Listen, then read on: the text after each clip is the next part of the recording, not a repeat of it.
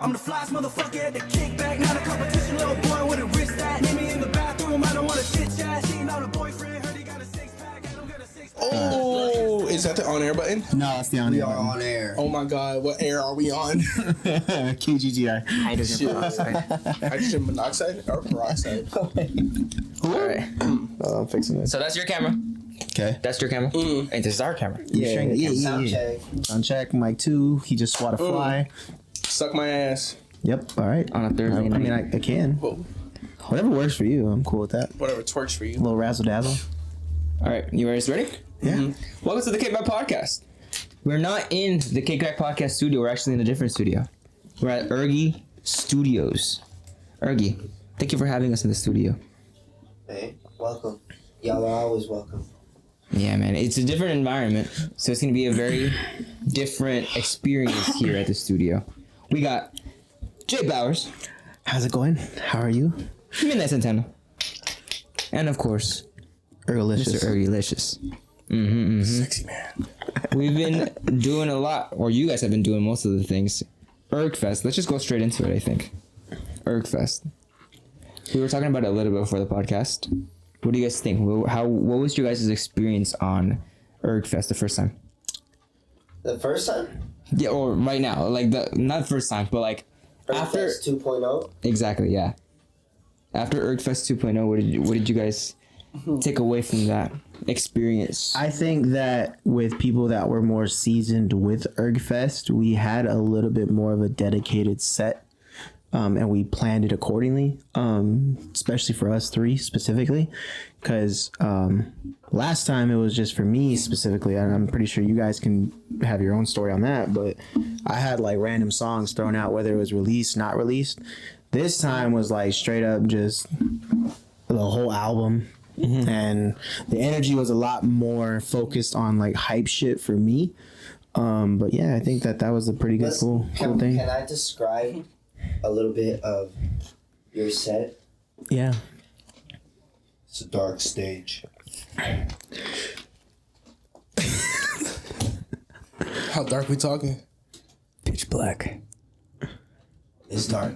It's super. But there's a little bit of light.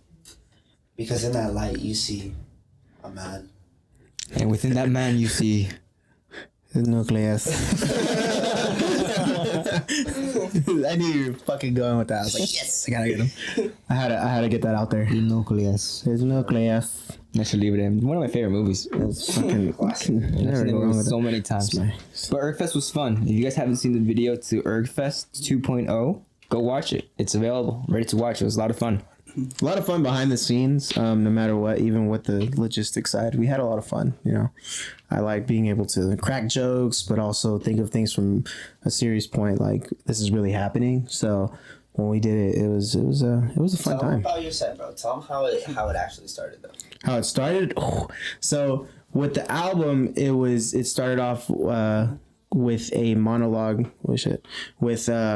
With a friend of mine, the guy that I told you, Christian Luma, who was in that intro.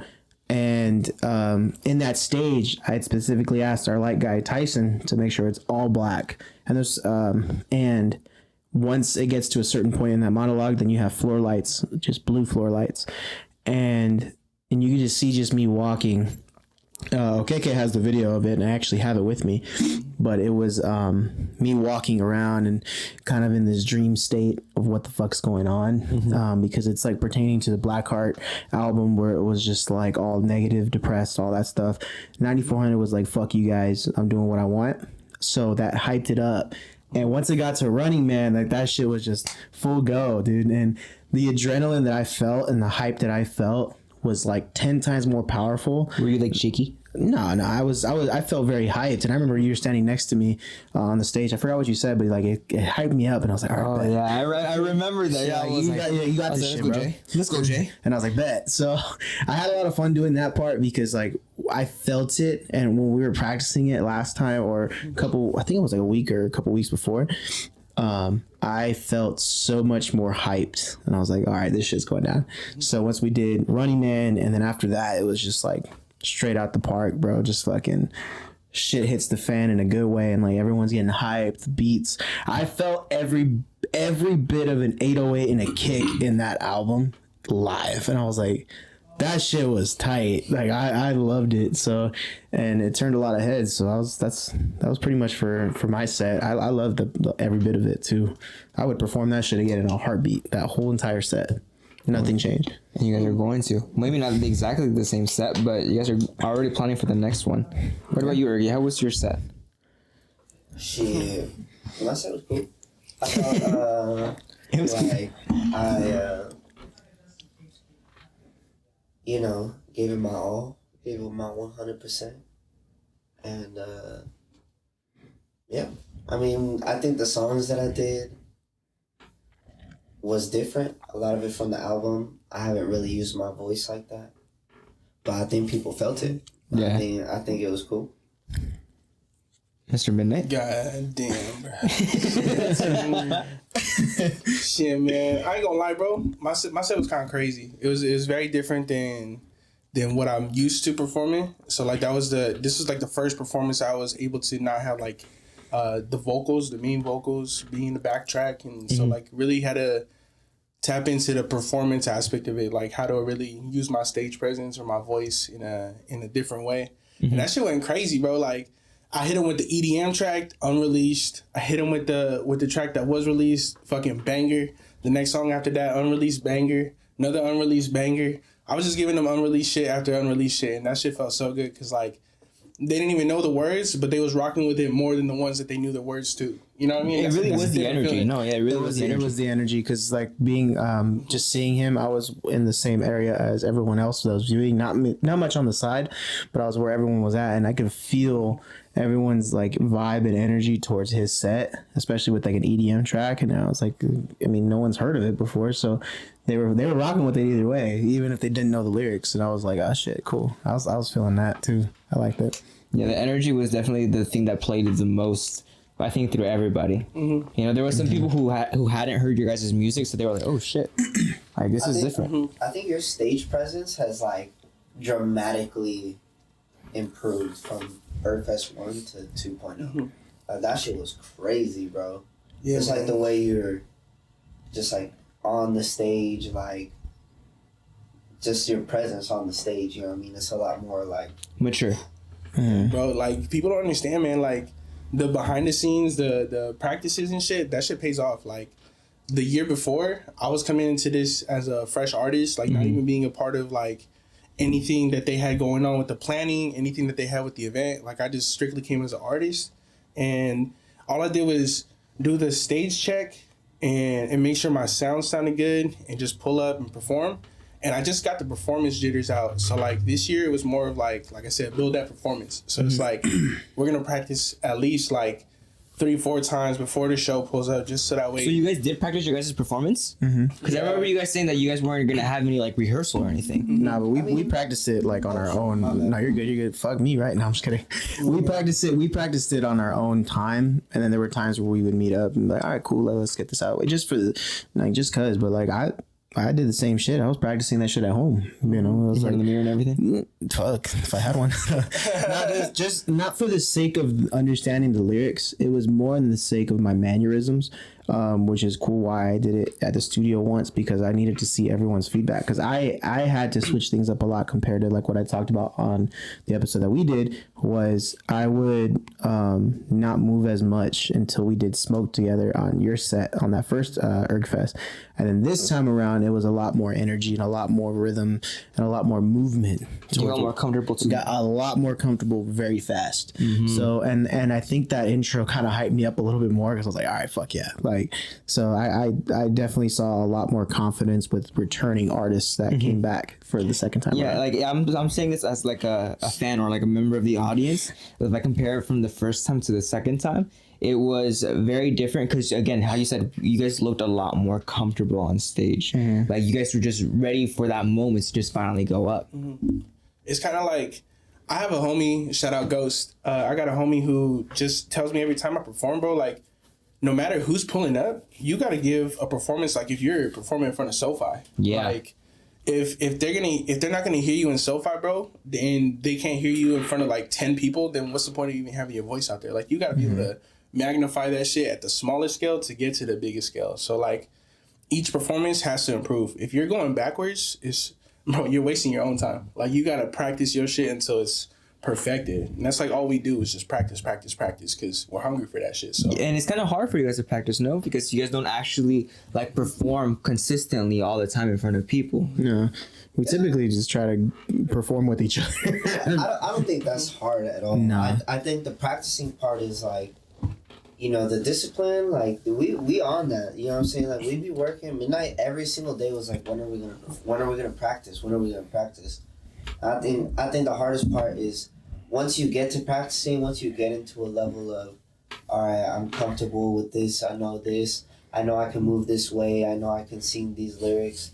Then it's like, all right, how do I elevate that? How do I make this more? How do I make this hit harder? How can I move so that people feel this bar a little bit? Like once you get into like the tiny parts, I feel like that's where it gets a little bit more tricky. But I feel like the audiences are starting to like see that more. You know what I mean? Like it reflects on the people that do pay attention to that and the people that don't. So by you guys paying attention to the smaller details, you think that the people also pay attention to the smaller details too? Mm-hmm. I do. I do too. I feel like people can tell when you worked for it. You know what I mean? Yeah. If you get on stage and you're literally crumbling after every song, or you're doing back vocals like, and you're not even saying your words on top of those back vocals, or you're forgetting your lyrics and shit, it looks like you didn't try. You know what I mean? So it's like when you go to a show, Drake practices his sets. You know what I mean? Like EDM artists, they practice their sets because they want to give the best performance they possibly can. I mean, they're getting paid like X amount of numbers, but like if you're not getting paid for it, you got to be even that more hungry to get to that shit. So. Yeah, about doing it right. Yeah, because if you can do it right now, you can't do it right later on, for sure. Yeah. That makes sense. Drake practices his set, and he's one of the biggest performers in the entire world, right? One of the biggest artists in the whole world. And if that guy's doing the things, why aren't you? You know, so it makes sense that you guys look very comfortable on stage. You guys knew what you guys were looking for from both you guys yourselves and the audience. So there would be times where the audience would be like a little bit more shy, a little bit more quiet. But I could see how you guys like, come on, let's go, hype up, and they would like, okay, sure, yeah, because it's like you're calling them out a little bit. Mm-hmm. And it's about kind of developing a cadence or a rhythm even when you're performing. It's not like necessarily make it seem like it's a chore, but it's like when you're on that stage, you want to have the best performance you can, you know. And I mean, you see on YouTube, there's artists that got like rehearsals, and you see behind the scenes of those rehearsals, whether it's choreographed or if they're just making sure their sound's working. I watched one with Logic on YouTube, but it's like you have to develop that type of rhythm. How are you going to interact with the people that are viewing you? I mean, you're going to start to perform against or perform in front of 10 people now, and then depending on the consistency and how you're improving yourself as an artist, you'll go from 10 to like 10,000. And it's just a matter of the consistency and the group that we have, the family that we have, we try to get more consistent. We do get more consistent each and every day, even if it's for something like URGFEST, or even if we just record sessions. We're like, oh, that was a dope ass session, you know, and we learn from any mistakes that we feel that we have as individuals, and we perfect that, and we try to master that each and every step of the way, because people are going to notice the small details and those changes. They're going to notice the improvements that we have had as an artist, not necessarily like us as a whole, but like they'll probably watch my performance like I watched it last time, and I've seen how much you've changed in a good way. And it's just a matter of building yourself and building that cadence and the consistency towards yourself as an artist and as a person. So I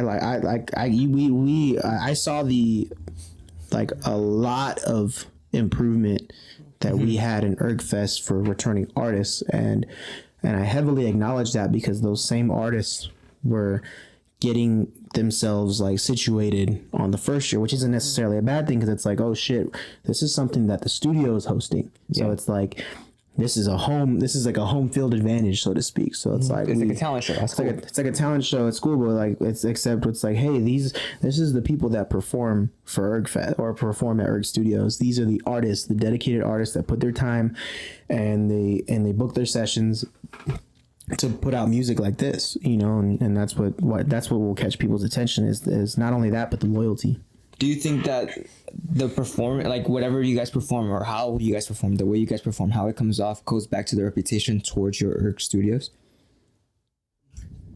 Yes. Yes and no. I mean, for sure, because people know it's URG Studios, but that's what I'm kind of trying to work towards. I want URGFest to be its own thing. You know what I mean? Because they are different. Like URG Studios, we produce music, we record music, we mix music, and the URGFest is an event. It's an experience. You know what I mean? It's like if you pull up to URG Studios, you get a different experience than if you pull up to URGFest. Yeah. You know what I mean? You felt, different energies. One thing that you always say when you come into URG Studios is the coziest studio you've ever been to. And that's what we really feel. You feel very cozy, very calm, very relaxed, like ready to flow.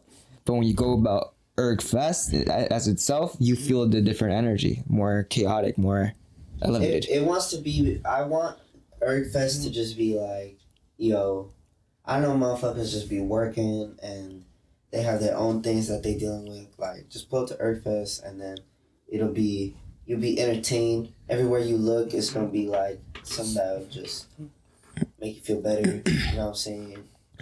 Put your worries away a little bit, distract you a little bit, and then just entertain you. You know what I'm saying? Let you feel something you never felt before through music you ain't never heard before. Yeah, like what's a better way to spend your Saturday night? You go to a concert in your local city with your local artists and just simply enjoy what they have to offer. Yeah. You know what I mean? You can go and spend like what, $150 on one ticket at this one place and it's gonna be cool, but like why not here? It makes sense to me too. Yeah, I mean, and this next URGFest, what are you guys envisioning for the next URGFest? How big? How much more? One word. Titties. Just titties everywhere. Titties. Just man titties. Just gravy. You know what I mean? Yeah. Yeah. Have you ever seen the movie Never Back Down 2? Never. Well, there's a character. He's the host of this fighting event, right? And he's like punches throwing and titties flashing, and all the girls go. Woo! He's like, I knew that would fucking work. I feel like you need to do that. Maybe it'll work too. Probably not. No, but I think on a more serious answer for that, that's it. It's staying in my mind for the rest of the time. But trying to regroup, weighing the pros and cons from both URGFest and rebuild no matter what, and figure out how to improve no matter if it's severe or minor, improve and become even stronger for URGFest, because you don't see us in like LA or some shit. You see us in the Inland Empire, being out here, showcasing what we're capable of, and being, around the place that we're from, and artists here that are not just from here, but like are from other parts of the Inland Empire that still come down here to work, still come down here to bust their ass and get shit done, but they're out here showing like what they're capable of. Yeah. People are gonna show up. People are gonna find a way to be here. But I think it's just thinking things more from the back end and bringing something even bigger and better. For not just for the collective as a whole, but for the people that are coming, spending their money to see us.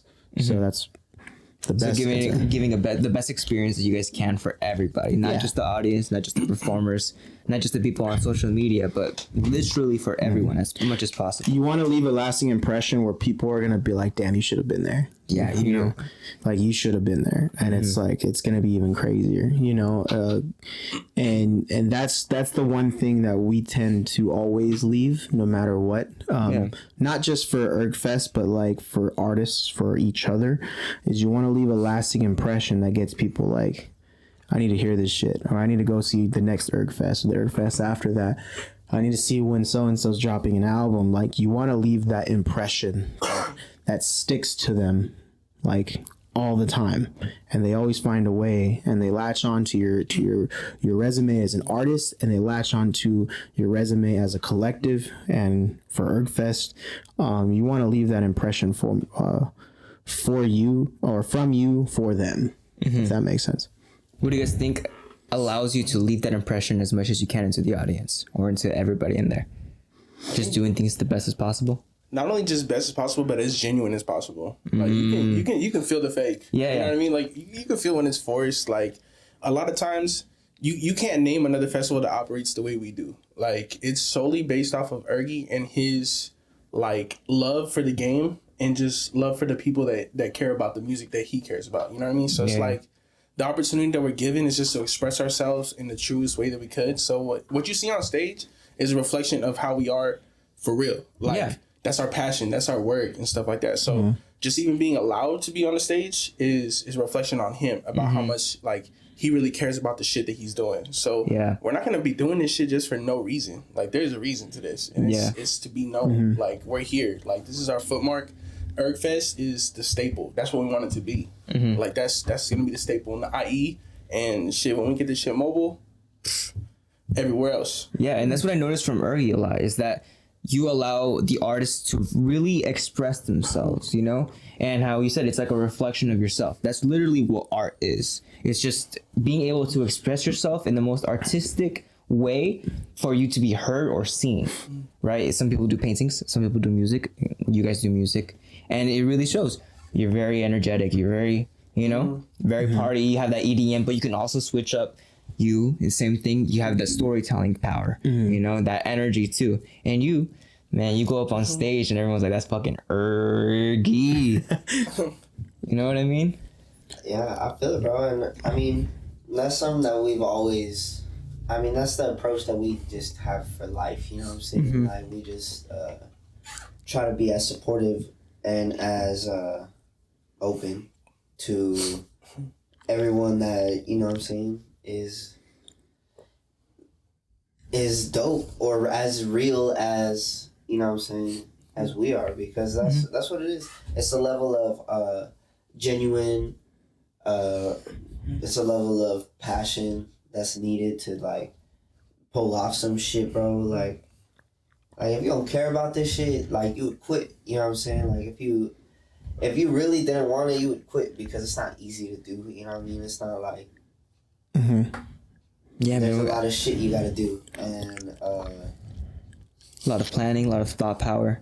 well, not even that, and like as an artist too, you know what I mean. You gotta make you get certain opportunities, you know what I mean, and you gotta make the most of it, and being as real as you can on stage is a reflection of how real you are with, you know what I'm saying, your life.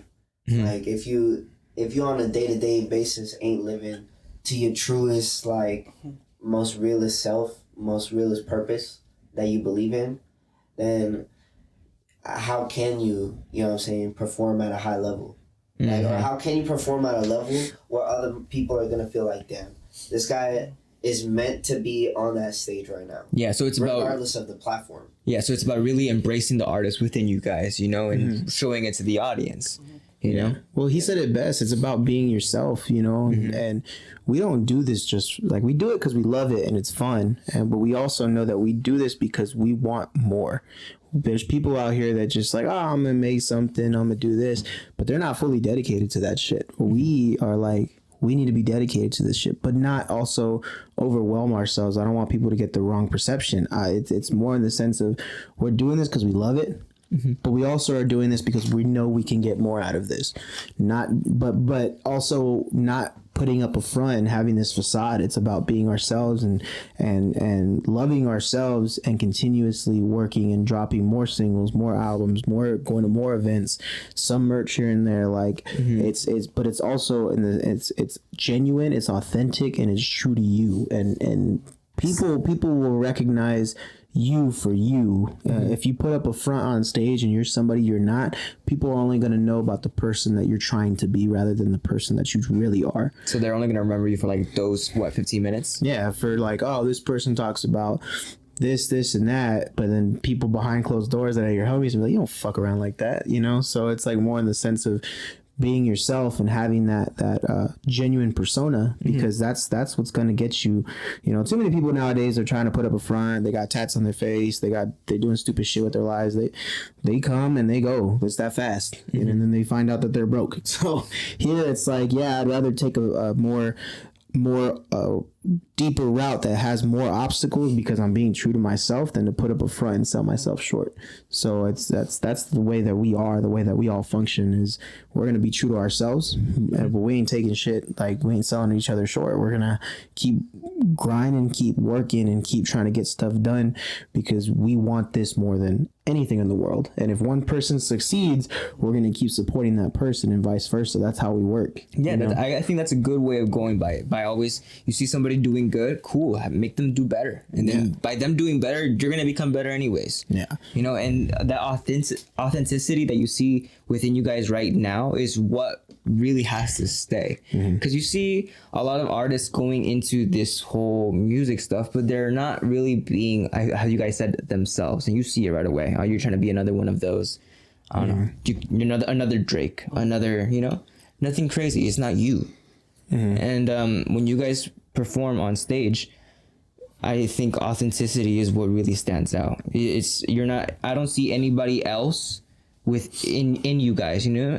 I don't see like another Drake inside of you. I don't see another artist that we already know inside of any of you guys. You guys are your own people. And I think that's what really stands out. Like whenever I hang out with you guys, it's like you guys have your own character. You know what I mean? You guys have developed your personal selves, and it shows how much hard work you guys have put into yourselves and into your art. What would be some next steps that you guys would take into the next URGFest? Some of the mistakes that you guys learned from this one within yourselves individually, as a group, as URGFest as a whole. I think more so for me specifically, I'm taking a step back from the next performance so I can help operate behind the scenes, because I feel like it's been a pleasure and it's been so fucking fun to perform for these last two URGFests, but it's time to showcase some new talent, you know, and help others like get to the destination that they need to be. And I feel like that should be, you know, a spot that's left up to, you know, someone else to decide if I make it to the next URGFest or not. But either way, the motivation is to make sure URGFest is his entity and it's fucking rolling. So no matter the role, that's the only thing that's on my mind is how can we make URGFest the staple it needs to be. Yeah, I agree. I'm also took what I said, motherfucker. No, I was thinking the same thing because we were both thinking about it. I even told Urgi behind closed doors, I was like, in no way, shape, or form is any of the tenured rappers or artists or singers stepping down as like a form of like we were done. They need me, my boys need me more behind the scenes than out there. I could be out there if I want to, but I don't want to right now. I'm not saying it's like a bad thing. I'm still going to be working on shit no matter what. Yeah. That shit's still going to work. But they need me more in the sense of like behind the scenes. What do they need from me from a visual standpoint? What do they need from me from any deadlines that I need to get to people? So, and not only that, there are artists out there that we don't know of yet, or probably do know. They're just stuck in the weeds somewhere. Yeah, they just don't want to show themselves. Yeah, and bring them out that need that confidence back by putting them back on stage. A homie of mine that performed with me, J Robots, he's a good homie of mine. He did Hometown Boy from the album. He walked up to me, and obviously we didn't have a sound check and stuff, but I would text him all the time, like me and him, and I would ask him like how you feeling? How's this? I was like, bro, I've been performing since the day you told me I'm going. Yeah. So I was like, good, because you're fucking going. So nice. He had that. I asked him, I was like, is there anything you need from me? He's like, so nah. He's like, he's like, I haven't performed in a while, but last time I did it, I did this, this, and this. And I was like, do it. And he fucking did it, and the confidence he had versus the years that he hasn't performed for is like, oh, dude, that fool was ready to go. So that's the thing is like you give people like that haven't performed or made music in a while, or you know whichever works at that point. We get them out. We say, hey, we acknowledge your music. You got some dope music. Let's get you out here. Let's get you to perform for the third URGFest. Yeah. And then like, bro, their confidence is back. They're networking. They book studio sessions here. It's like that builds up, not just for the sake of business on our end, but business and exposure on their end as well. Yeah, that connection. Because it's like, we're not just here to get our shit done too. We're here to get a movement going in the sense of like it's bigger than just URGSTUDIOS, like what he was saying. URGFest is its own caliber now. It's reached that level of having its own caliber and its own sanctuary. But at the same time, it's like people know where we're from now. Like, oh, this is URGFest, you got URG Studios here, right? But now we're taking a step in a different direction in a good way, where we're showcasing other artists that are that need that exposure, that want that exposure, and we know that they want that exposure, and we see them now. So now it's like that step forward for them. Is there anything that like? Is there anything that at the same time? Mustard, bitch. That's right. I grabbed it and chucked it at my forehead. Is there anything that kind of pushes you away, or something that makes you rethink having new artists that you guys have never worked with before? I mean, I don't think so. I think it's good to always help the next man out. Like, I wouldn't have performed for URGFest 1 if he didn't look out for me. I was the next man in the list of whatever prospects that he had seen at the moment. I was one of the few that was chosen. You know what I mean? So it's like, it's all about giving love to the next person who's in your area. Like he said, just in the weeds, bro. They don't know where to perform or how to have that platform. Mm-hmm. This is the way for you to showcase your talent, not just to us, bro, but like to other people. Make some new fans. You know, you can take an artist that's all the way from Detroit, bring them out here, bro. Imagine the fan base they'd bring over here. On the West Coast. Boom. Ridiculous. It's all about that network, that love, that connection that you make with other people that aren't just from your area too. Yeah, I mean, what have I been saying in the past podcasts? You know, art is about collaboration, not competition. Mm-hmm. You know, you get collaboration with all of these new upcoming artists, and you've been in those shoes before, you know, where you don't know what to expect. It's going to be one of your first times up on stage. It's a little bit scary, but you know what's going to come afterwards. You know, if you do your shit right and you have fun with it completely. So it's going to be exciting seeing some new artists up there. Yeah. Artists that I've never seen before. Do you guys have any in mind that you guys could say on the podcast? To be determined. To be determined. Call him Saddam. Nah. Question mark? So no artists that are going to be said on this podcast. But hey, every artist out there. Yeah, man. Bro, we just had URGFest too, like a week ago, man. We gotta, you know what I'm saying? You gotta let things digest a little bit. You gotta let things breathe a little bit. Shit. All I'm saying is stay ready. Let my balls dry. You know what I mean? Yeah. They're a little right there. Give my man some time to, you know. It's the summertime. Get Come on now. got a little rosado in there, you know. But it is time. I mean, I feel it though, because it's time for y'all to get ready. Fucking, you know what I'm saying? We gonna go crazy. The URGFest 3 trilogy on them. And, yeah. Excited.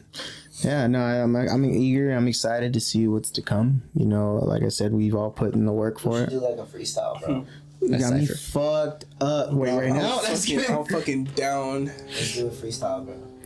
I can't freestyle. Live on the at all. podcast. Yeah. Freestyle Give us a live. beat. Oh, I almost back up in the microphone.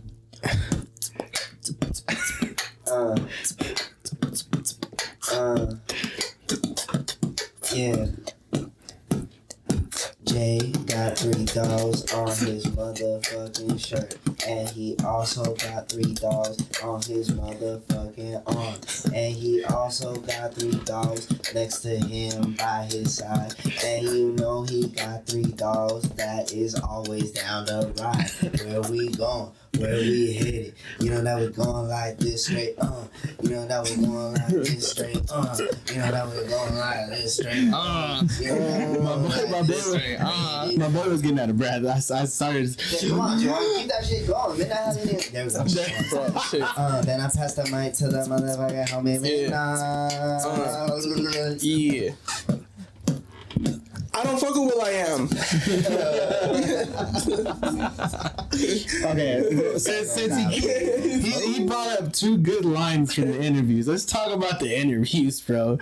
Those interviews were fun, bro. I loved watching those. I'm gonna be honest, bro. That shit had me rolling. You know, I hadn't seen yours until I think yesterday or the day before, and I was like, the face that you were putting on the entire Bro. time, just like, What's under the beanie? Another fucking beanie. Nah, dude, like we thought about that like last minute outside when we were like just meeting up real quick, just kicking it. But like, bro, when we started filming the interviews, I was like trying so hard to hold that shit in, and we were busting up laughing. And like, so the first line that I did, I was thinking in my head, nobody knew what I was gonna say. I just told Lucas, I was like, hey, you and I are just gonna go back and forth. And he goes, okay. No, they were like, I'm gonna get something to you, but you have to understand, like, you don't know what the fuck I'm gonna say. And we just started going at it. The first thing I said was, why do you look like a 5th grade pedophile? And everyone started dying, and I was like, fuck, I should have told everyone about that first, but I started busting up. And Lucas was like, that was a good one. But it was real fun to do those skits. I love doing stuff like that because like people that know me from the music side, they only know the music side of me. They don't know the funny shit that we could do as like a group. So the personality, yeah. Yeah, and his was funny too because I didn't know this motherfucker was gonna yell, and I had to I'm sitting in the corner right here, and I had to slowly turn my chair around. Kenny's next to me. I had to turn my chair around, and I see them both in the corner like this. And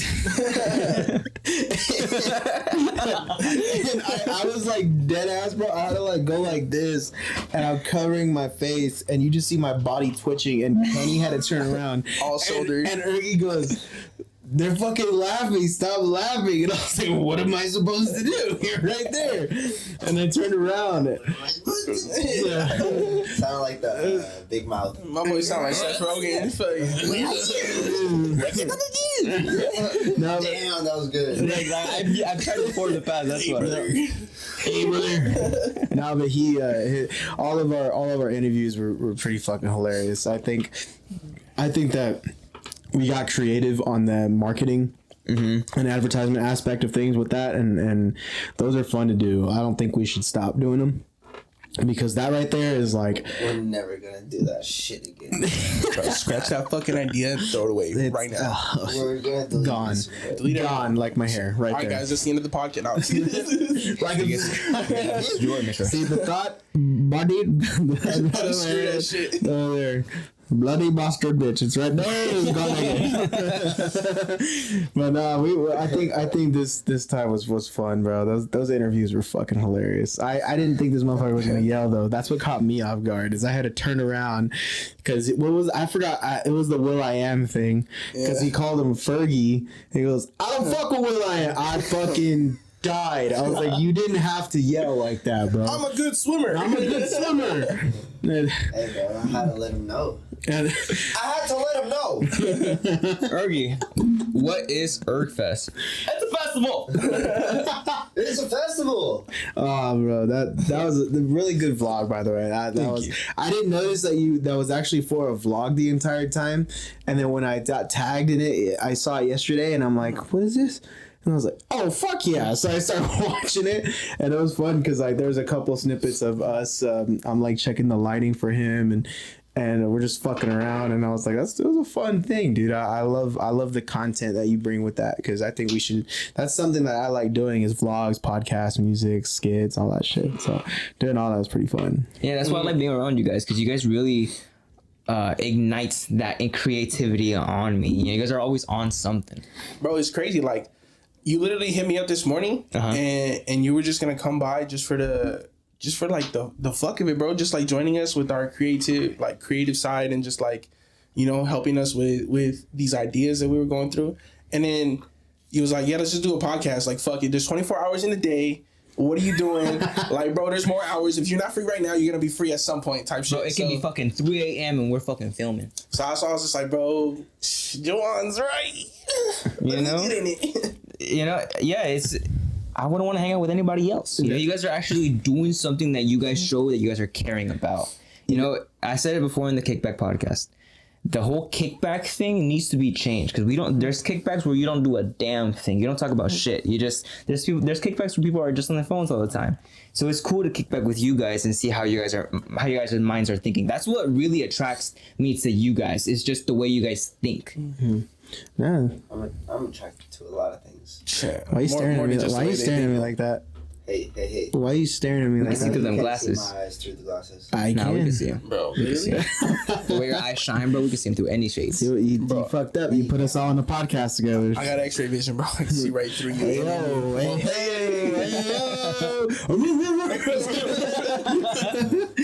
Which socks were barking? The cross-eyed one or the ones in your shirt? No, but the middle one. She got 6 bitches. 6 of them. 6 of them. They all look the same. You got 6 dogs. One of them got to be like the hyena from Lion King. One of them cross-eyed for sure. Huh? One of them's cross-eyed for sure. Yeah, that's the one with the. It's like the Ed and Eddie. Oh, dig a hole. Nah, dude. Wait. Hold on, I'm gonna do it. I'm gonna fucking do it. Hold on. I'm Ed. Damn, that was fucking good. I'm Ed. Toast. Butter toast.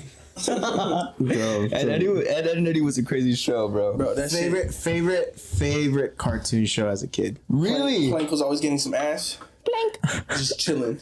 Nah, In dude. the cut. In the cut. Nah, favorite. What was your top 3 favorite cartoons? We'll go around the room. I'll go last. What's yours? Top 3 cartoons as a kid or shows. This is one of those topics that always comes to this podcast, and that's because cartoons are so fucking cool as kids, I'll still man. watch them I shits. still watch cartoons, yeah. You gotta have SpongeBob. Well, like as a kid, Yeah. okay. SpongeBob, Damn. top tier. Come on. Yeah. Is that your number 1? They're not in order. Okay. Ed and Eddie for sure was up there, bro. Like, Okay. if I'm thinking Cartoon Network, that's like the number 1. Really? I was my Ed and Eddie is like up there, bro. What's better? Bro. Adventure time. Come on, grab your friends. You know what? You're gonna hate But it me. wasn't like Adventure Time wasn't as much of my childhood. Yeah. Nah, we're talking Exactly. about us as kids. Ben Bro, 10. why you want to think of me as a Ben kid? 10 is actually pretty good. That was my favorite show, bro. I had an Omnitrix on my fucking hand. I'll probably That say Fairly Odd Parents, my number 3. Okay, that's valid. I would watch that That's valid. a lot. Fairly Odd Parents was cool. Like that was my shit for sure. That SpongeBob and Ed and Eddie, that covers all parts of your day. You know what I'm saying? Like you wake up, you watch some Ed and Eddie, then maybe you watch some SpongeBob in the morning. It's okay. You know, sometimes I had cable, sometimes I didn't. You know, it just depended on the fucking era of time. I found a guess. way. Yeah, we always found a way. I found a fucking We way. used to have 4 kids in the morning, bro, on Saturday mornings before my soccer game. Damn. Freaking Sonic Heroes. We had Ninja Turtles. You guys remember the old Ninja Turtles? Bro, I was just about to put that on my list. That's Like crazy. you guys ever got on the paletas? Yeah. The Ninja Turtle The foam paletas? ass ones, yeah. Yeah, with the chicle. Mm-hmm. Yeah, that was. What's your top 3? Shit, bro. Is anime considered cartoon? Cause Yeah. I ain't gonna lie, I watched a lot more Dragon Ball Z growing up yeah. than anything else. Like that Yeah. shit was. It was like Dragon Ball Z God tier, and then like after that it was probably like Ninja Turtles, and Yeah. then the Jackie Chan Adventures. I don't know if you guys remember watching that shit, bro. Jake Long, yes. No, the Jackie Chan Adventures, bro. Jackie Chan Adventures. Yeah, man. Jake Long? Jake Long was crazy too, though. God damn, who the fuck? You remember Jake Long's No, I Shadow remember Rising? the American that's Dragon. regular shit. Yeah, bro, this show would come on, like, I remember just, like, coming home from school, bro, and my mom would always, like, just be at the laundromat, and she put on TV, and the first thing that pops up, like, every Saturday and every Sunday was this old-ass WB, and it would pop up with that little frog with the WBS? top hat, everything. Bro, I remember they had, like, a run of, like, it was Dragon Ball Z and Tsunami, Animaniacs. like, in the morning, bro, like, crazy. And then you just go switch to the WB, bro, and it's just, like, Ninja Turtle, Jackie Chan Adventures, Animaniacs. bro, Animaniacs was on there, Yu-Gi-Oh, like, it was, like, bro, Beyblade, they had Digimon at some point, like, Didn't they have like Pinky in the Brain or some shit? yeah, bro. Cool. Yeah. Those were I like Animaniacs. that was nuts, bro. Nah, what was you said yours was Ben 10? What's your other 2? 'Cause It was definitely Dragon Ball Z and Ninja Dragon Turtles, Ball bro. Z, Those okay. were my main. So this day, bro, it's like this. My girlfriend, her mom has a preschool in her house, right? Mm-hmm. She has toys, and I saw them. There were so many Ninja Turtles. I had to pull all of them out, and I was playing with the Ninja Turtles like a little ass kid. And I was like, damn, bro, if I had these as a kid, I be geeking, bro. geeking. So I had to do it there and then. Damn. For me, SpongeBob top tier. I will always quote SpongeBob. Ed and Eddie has to be number 2 because those two like 2 different networks, Nickelodeon, Cartoon Network. My third, you guys, I'm surprised no one said this. Grim Adventures of Billy and Mandy. Oh yeah, bro, I drew Shit them. was Remember? ass. Have you seen that drawing? Yeah. Yeah, Grim Adventures. What? ass. I like there was a better version of that, and it was the one right before Grim Adventures, and they did a spin-off because of it. It was called Carne con Chile. It was or Chile con Carne. That was the original of that shit, and that shit was fire. And then they just ran with it because Grim was a good character. But Billy and Mandy that though was show. pretty funny, especially Billy. I don't care. I'm not gonna lie, Billy carried the show. Billy carried the show. Destroy us all!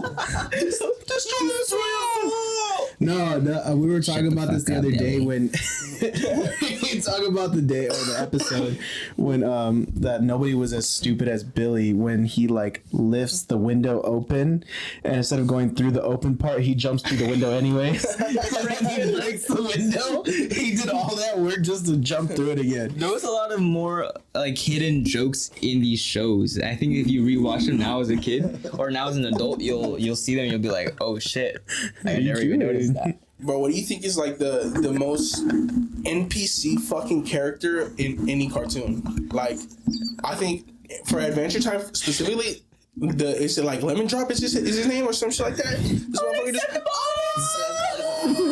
Bro, I got a homegirl who sound just like him, bro. And every time she be yelling, it's like, ah! I'm like, oh my god. You just picture Lemon Drop. I just see that figurine on her head too, bro. It's crazy. Crazy. That was so the same NPC. voice of Morty? Yeah. The guy who does that? Yeah. Rick. Oh, jeez, Rick. Oh, jeez. Rick. Bro, you the voice, everyone Shit, here, bro. like, if we all combined What words? forces, we could definitely. We all combined. Make a show one day, bro. I'm shitting on every Whoever fucking does voice actor. animations, please contact us, please. Tom Kenny? Fuck that. Tom Kenny, scrub, bro. Scrub. Who else? The inner machination of my mind are an enigma. Poof. Patrick Star is my fucking spirit animal. Is mayonnaise an instrument? You guys can't take that. You guys can't take that away from me. I'll walk around. Don't touch me. I'm sterile. Bro, I'd be saying that shit at Disneyland. I don't give a fuck. Bro, that's crazy that Patrick is so stupid because he literally lives under a rock. Yeah. That's crazy. Bro, I love his furniture though. Have you seen that? He has like paintings on the wall that are made of sand too, like the frame and everything. I'm like, holy shit, the fridge is sand, everything inside the fridge is sand. The creativity of this shit. Who are you people? Jesus. Spider! He's fucking kicking his ass. You guys remember that one episode where like SpongeBob was like taking over Patrick's house and he didn't know that Patrick's house was like just a rock, and like when Patrick would step in it, it was a whole ass fucking house, but like SpongeBob would just be stuck underneath the rock the whole time. He couldn't even sleep comfortably and shit like that, bro. Oh yeah, and the blanket. And that's the one with the spider. The spider, That's yeah, the yeah. spider one. He's like, That's pulled where it it back. like goes all the way out there. There's a spider! No, it's the one where it's when SpongeBob has the belt, and it's like you put the M for medium, and you should put the W for humble. He gets Squidward in the pickle. Everyone comes to try it first.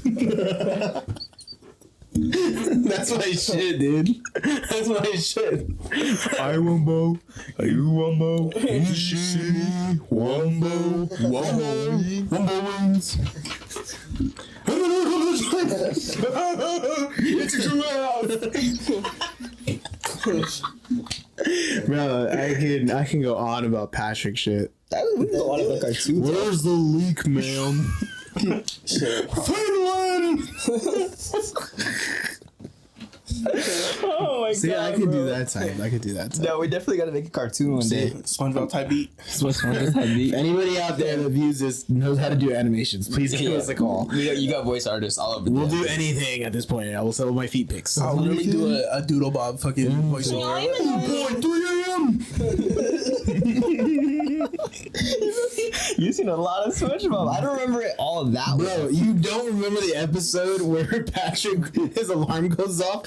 Oh boy, 3 a.m. He lifts the blanket, there's a Krabby Patty. Bro, that's me every morning. There's times when people would call me, no, this is Patrick. What the fuck did you say? No, this is Patrick. Is this the Krusty Krab? No, this is Patrick. Get all in character and fucking. I am not a crusty crab. That's my shit. See, SpongeBob top tier. I don't know how top SpongeBob was not in your Patrick. category.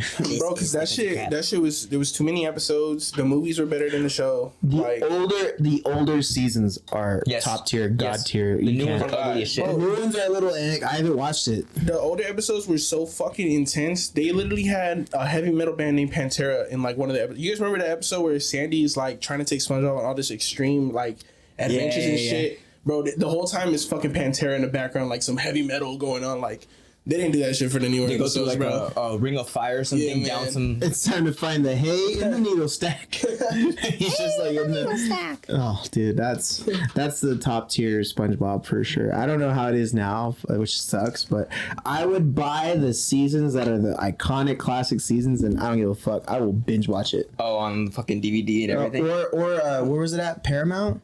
Paramount I saw it on Plus. Paramount Plus, so I'll probably fucking just binge watch it off there. Shit. Chowder was good. Chowder was a good Chowder was one funny. too. I was thinking this the other day because I saw somebody I saw somebody watching a TV show. It was a cartoon, but the cartoon wasn't even like a cool cartoon. It was just like I know the Stupid ones. yeah, like I don't know, bro. When I watched cartoons back then as a kid, there was someone I just wanted to be a fucking superhero. I don't want to be a pickle. Bro. I want to be pig. like this. Let me be Peppa Pig, bro. Dude, that girl got a bag off of Peppa Pig. Bro. Remember Baby Shark? Don't you? You just gotta be a fucking animal, dog, and that's literally Don't you fucking dare. After this podcast, we could become furries. Courage the Cowardly Dog. Courage the cat. You remember the Bluma food? So, And the Crab Brothers? Oh, The Crab Brothers. Is that what they were called? Yeah. Oh. I don't remember. I just remember the Bluma food. I remember the lemur. Jimmy Neutron. it's a Boomafu and Superfu. Nah, Jimmy Just the crackhead around my corner. Jimmy Neutron. Jimmy Neutron. Bro, why you always like the fucking fat characters? You the ones that are slow. Bro, they're fun as fuck. And no point did he say like, yeah, SpongeBob's my favorite. Nah, Patrick. Yeah. Patrick is not my Jimmy, favorite. not Sheen. Carl. Jimmy's mom. Jimmy's mom. My scabula. Bro, I'm Cindy. Who? Cindy, the only black character in Jimmy Neutron. That's Libby, stupid. Look how stupid I am. That's how shitty that show is. When these nuts hit your face. Damn. Bro, fuck. Hey, you get any rest last night? Did you want me When I to? rested these nuts upon your chin? No, just kidding. This man's crazy. Oh, shit. I think cartoons definitely helped us become who we are today because we Obviously. we could go all day long. No, honestly, dude, I don't. Maybe, that personality, you know? yeah. This ass. I think when we got older, we didn't really like watch cartoons as much because when we watched it, we're like, what the fuck is this? Like, I think certain exceptions for me is like I definitely Rick and Morty. watch it. Y'all seen Which Uncle one? Grandpa? SpongeBob? Well, the newer Stupid ones. shit. Nah. See, that's the thing though. I'm talking like new stuff now. If you're talking like, I'll still watch cartoons any day of the week, bro. I'll watch a compilation of Patrick Star on YouTube, and then I'll like if I have Hulu, I'll watch like Chowder or Chowder was so good. Chowder was so good. I like chowder. Fucking penny. Rada. That was spitting. That fool's spitting. Codename Kids Next Door. Bro, I totally forgot about that shit, bro. You're number 1, bro. What the fuck? I'm number 4? Is it the fat one with the fucking... No, you're number 2, stupid. Which one's number 4? Which... The one with the bowl cut. With the Bro, Edgar haircut. That shit was crazy. The Edgar? Holy shit. But he's Australian. No, wasn't he Edgar, Australian? Yeah. I love that. No, He sounds like Jason Statham. Crikey. Jason Statham. Jason Statham. Bro. I'm gonna find you. Jason Statham. Sweaty ham. Codename Kids Next Door. Courage the Cowardly Dog. What other one, dude? Blue's Clues. You know, I saw every single episode of Blue's Clues probably more than 6 times. It's like That's crazy. I have a little sibling, bro. Adrian would watch that shit on replay. Finish the season and go back and watch the season again. Y'all fuck with Pingu? Ever seen Pingu? Fucking penguin. What the fuck? Yeah, bro. It was this penguin. He just always had attitude. Shit. He was kind of an asshole. I'm not even gonna lie. Now that I Bro, think about it. did y'all ever watch Dora when y'all were growing I've up? seen every Yeah. single episode of Dora So I multiple watched Dora at times. my grandma's house. So I ain't gonna cap, bro. I was a little slow when I was a kid, bro, and like Little? every time she, a lot slow. I'm gonna be honest, all right? Shit, bro. I used to watch that shit, and then when Well, she you would know, ask like- questions, I would genuinely answer it as if this bitch was gonna talk back to me. Well, no shit. It's ridiculous. It's right behind you, bitch. Like, you know, like, why is she looking? Like, the door? shit's crazy, Fucking bro. mouse. Have you guys seen the new Mischief boots? They look like fucking Dora the Explorer's boots. Who? The new boots, Mischief. The big red ones? Big ass red ones. They look like Boots' boots. Boots is boots. Literally his boots. I've seen crazy. Yeah, I've seen that. Shit looks like a plunger on your feet. It does. It looks like something you see With in my fucking legs, Mario. bro, them bitches ain't coming off. Bro, I gotta sleep with them. I gotta go run errands with them. People are gonna see me at Target, and Go his mom swimming. goes, "Mommy, Those are my you got house fat shoes." feet." Those are my house shoes. I can't fucking take them off. House shoes, dress shoes, running shoes, tennis I got shoes. Cabbage Patch legs. Them bitches ain't coming off. shit. I am the Cabbage Patch. I am the Cabbage Patch. That boy, a whole cabbage. Look at him. We're good. Yeah. God, man. See the shit that we do? You fucked up by putting all three of us together, especially him next to You me. need to start doing stupid shit. That's not even the worst thing we've done, bro. That's what I was expecting. I was like, I don't know how this podcast is gonna go. To be honest with you, because when it's like with one person, like you know what you're gonna say. Yeah. But with multiple people, you're like, oh shit. You never Bro. know what's on this fucking table. Sometimes that sausage gets tossed around the room and you just don't know whether or not you need to eat it or take it. You know what I mean? Yeah, we even thought of like we were supposed to talk about music and shit. We were supposed to talk about music and shit one time at the studio or here, and we were talking about like it went from like studio merch to like only glizzies. And he's like, write that down. And we're on the whiteboard, and it's talking about Only Glizzy, which is a hot dog stand. And his girlfriend Nina thought it was talking about OnlyFans. I was like, Nina, we're selling hot dogs. I don't care what it is. It's not going on OnlyFans. For free. Just glizzies. The best one is like a premium subscription. It's just a giant hot dog from Costco. We didn't even make it. It just came from Costco, cheap. Hey, you only get the best from us. Instead of feet pics, you get glizzy pics. Yeah, glizzy pics. Are you guys working on music later? Bro. He's Yeah. got something going What are you on. guys' day looking Yeah. like today? What are you guys planning? I gotta I have to be an adult. Ugh, that sucks. I finished building a dresser. Files for WAD, Wave of Discord. Shout out Wave of Discord. The GOAT. I just have to be an adult and reorganize the house. I'm building a dresser, and my cats did not allow me to build a dresser, so I'm almost done now. That shit was difficult, but I was trying not to break it because you know how like furniture when you get it like at Target or IKEA, You just break like nothing. that shit breaks like nothing. So this time it's like it's not that bad. So I'm like Two bro, warheads. You trying to go to war for it? We have to. No, you get one. All right, give me the blue one. Okay, then you get the red. And you guys have to eat it, and then make out. Oh, sick, bro. Sick. I don't even want the fucking candy. Let's just make out. What the fuck? turn it off. Turn the podcast. No, leave it on. Ain't no way to turn me off, buddy. This section is about to be only on our OnlyFans. Okay. Bro. Hold it on your tongue. Above or No under? reaction. No reaction. Bro, I didn't put it in my mouth yet. Bro, you know what that means, right? No gag reflex. Bro, that's not what I was gonna say, but sure, fuck. Yeah, but I'm glad to hear it. Bro, this shit's stuck like my butt cheeks. Bro, I don't know why it's like this. You with the rapper, dog. Bro, you know a rapper about to eat the rapper? A rapper eating a rapper. Bro, Let's content. say Clickbait. Clickbait. Rapper eating a rapper. On this week's episode, click that. Yeah. Thumbnail. That one wasn't as bad as I thought. Really? The green apple is the one that's like gets your titties Bro, twisted. that bitch was stuck. Okay. The green apple's the one that gets your pussy throbbing. No reaction. No reaction. Damn, bro. Shit. Damn, tough. Mental toughness. Be my lover. Underrated comment that's probably gonna get me heat for this. I don't fuck with Mexican candies that have You tahini in told it. me that. I You heard it here first, America. He doesn't fuck with Mexicans. hate him. What the fuck, bro?